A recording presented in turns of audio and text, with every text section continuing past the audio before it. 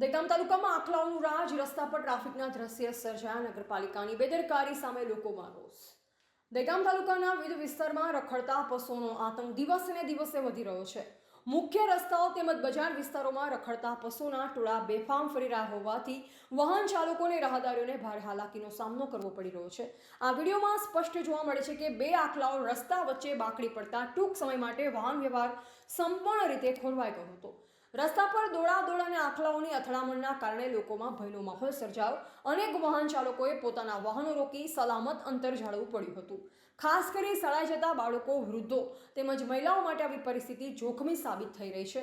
સ્થાનિક લોકોના જણાવ્યા મુજબ સવાર અને સાંજના વ્યસ્ત સમય દરમિયાન રખડતા ઢોરના કારણે ટ્રાફિક જામ જેવી સ્થિતિ સર્જાઈ છે.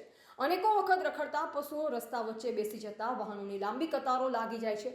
કેટલાક વિસ્તારોમાં આખલાઓ વચ્ચે લડાઈ થતા લોકો જીવ બચાવવા દોડતા જોવા મળે છે. સ્થાનિકોમાં નગરપાલિકાની કામગીરી સામે ભારે રોષ જોવા મળી રહ્યો છે.